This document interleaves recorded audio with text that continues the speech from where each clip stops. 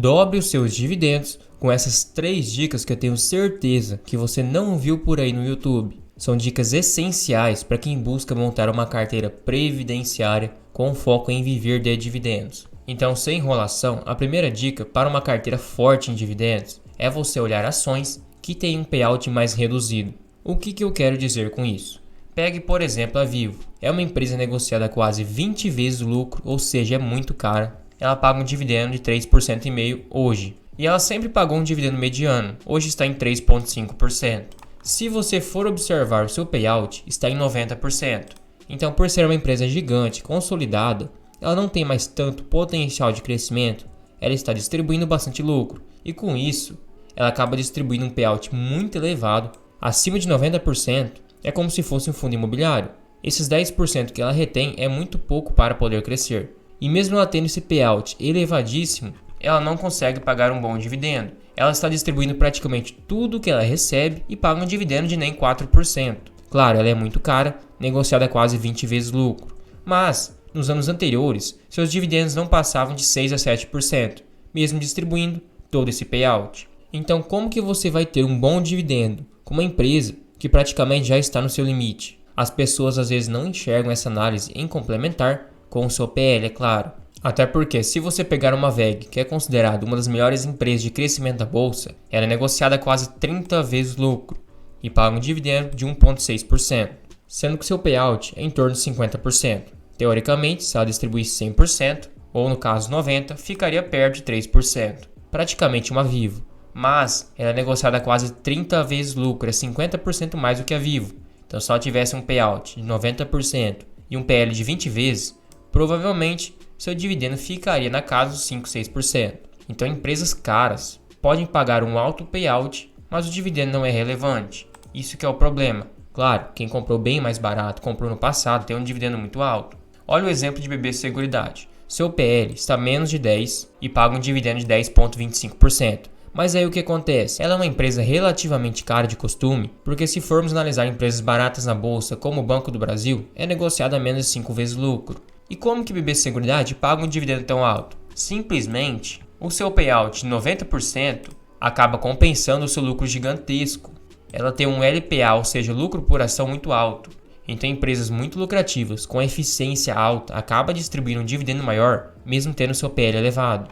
Até porque o ROI de BB Seguridade é 71%, é um ROI excelente, um dos melhores da bolsa, e ela tem um crescimento muito bom de lucro, inclusive, mais de 15% por ano. Então, se você compra uma empresa cara, que já distribui 90% de payout, a única salvação para pagar um bom dividendo teria que ser uma empresa muito lucrativa e rentável, o que é o caso de BB Seguridade. Ela tem um grau de eficiência muito elevado.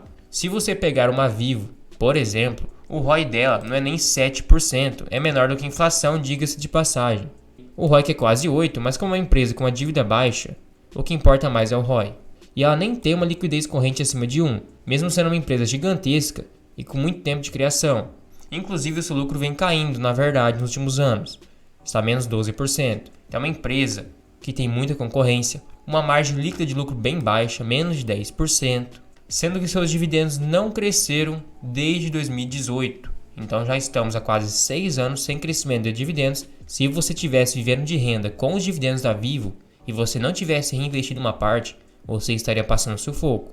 Agora eu quero mostrar para vocês a diferença que faz se você investir numa empresa que tenha menos de 50% de payout. Então coloque isso na cabeça. Para você ter uma ação que cresce e ao mesmo tempo paga um bom dividendo, ela precisa ter um PL ou EV sobre EBITDA, depende, o seu valuation, barato e uma eficiência muito alta. Porque se uma empresa tem um payout, como é o exemplo do Banco do Brasil de 40%, sendo negociada a menos de 5 vezes lucro, é sinal que mesmo tendo um payout baixo, ela paga um bom dividendo, é uma empresa muito rentável. E assim a empresa consegue crescer seu dividendo, crescer seu patrimônio e mesmo assim pagar um bom dividendo. Assim você não precisaria reinvestir na mesma ação, o seu dividendo ganho, para poder viver de renda. Teoricamente, se você tirasse tudo que você ganha de dividendos do Banco do Brasil, seu dividendo seria reajustado acima da inflação.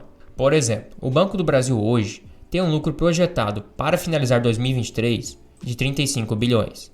Seguindo seu guidance, estaria na metade. O máximo era 37, o mínimo 33. Hoje ele tem um payout de 40%. O seu DPA ficou em 4,89, ou seja, o dividendo por ação neste ano. Seu preço teto seria 48,86, isso estipulando no mínimo 10% de dividendos. Agora, como há várias notícias e especulações, o Banco do Brasil pretende aumentar seu payout após 2025 para 50%. Ainda não seria um payout tão alto. Se você alterar de 40% para 50%, em vez de 4,89 de dividendo projetado, chegaria em 6,11. Olha como que 10% faria diferença. Seu preço teto seria R$ 61, isso lucrando 35 bilhões. Tem estimativas para o banco lucrar 38 bilhões em 2024. Então imagine o dividendo, poderia passar de R$ 7 por ação. Então o banco simplesmente aumentando 10% de payout sem lucrar mais, seu dividendo teria um crescimento absurdo. Quem comprou, por exemplo, a R$ 30, teria um yield on cost de 20%, isso ele lucrando 35 bilhões com payout de 50%. Agora imagine se o banco lucrar 38 bilhões, que é o projetado para os próximos anos, e o payout de 50%. O banco iria distribuir R$ 6,63 por ação.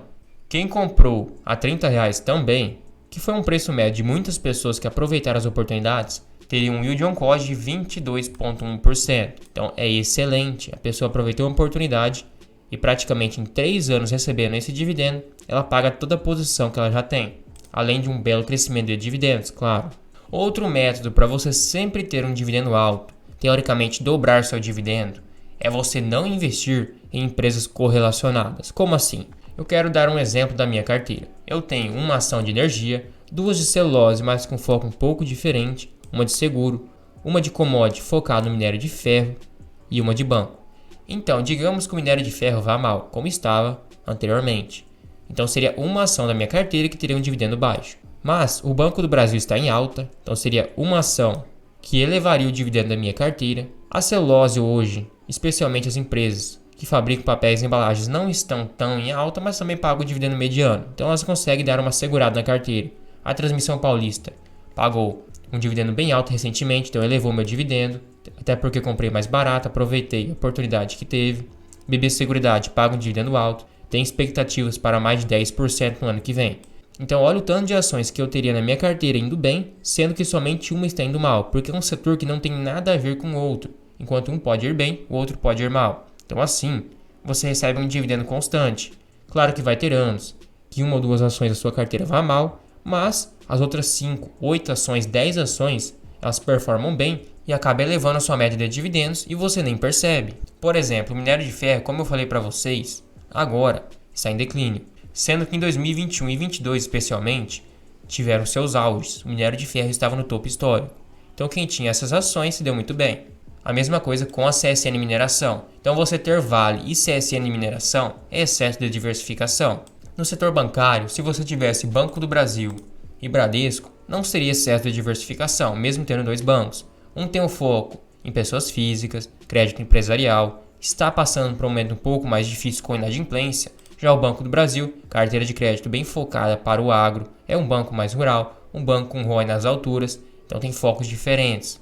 Então o Banco do Brasil hoje, digamos que está no seu auge, está crescendo o dividendo absurdamente, então é a estrela do momento. Já o Bradesco, desde 2020, passou por momentos difíceis, então se você tivesse Banco do Brasil e Bradesco não teria problema, um compensou o outro. Claro, 2023 pagou um dividendo melhor, mas ele só vai pagar lá na metade de 2024, então a pessoa ainda não recebeu o dividendo. Então para vocês verem que você pode ter 2 ações do mesmo setor, mas estar bem diversificado. Assim o seu dividendo não cai e você tem um dividendo sempre constante. Por isso que você dobra seus dividendos. Se você tem uma carteira que costumeiramente rende 8%, mas não está bem diversificada, acontece uma crise e você acaba recebendo 5% de dividendos no ano. Agora a pessoa que diversificou bem, o dividendo se mantém no mesmo patamar. Outro ponto para você dobrar seus dividendos foi o que aconteceu com a Transmissão Paulista. Não adianta.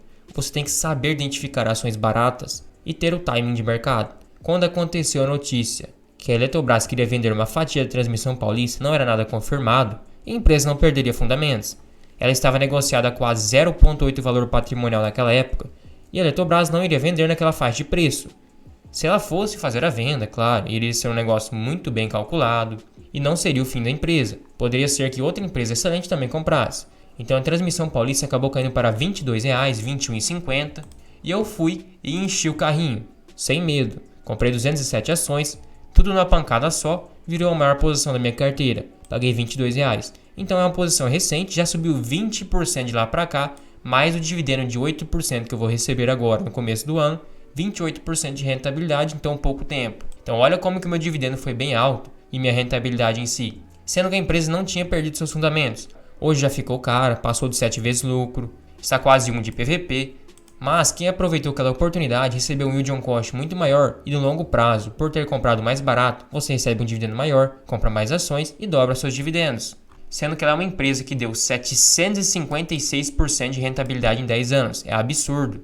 Só para vocês terem noção, 756% de rentabilidade em 10 anos equivale a uma rentabilidade anual, e claro, composta, de 23,9%. Então você ganhou de praticamente todos os outros investimentos que temos por aí na bolsa, CDI, fundos imobiliários. Foi uma rentabilidade gigantesca. A mesma coisa com a Gerdau. Hoje eu vislumbro uma oportunidade. Claro, o aço está em queda, está passando por um momento um pouco mais difícil, mas se você compra uma empresa no seu auge, quando está tudo mil maravilhas, a empresa vai estar sendo negociada, digamos que no seu preço justo.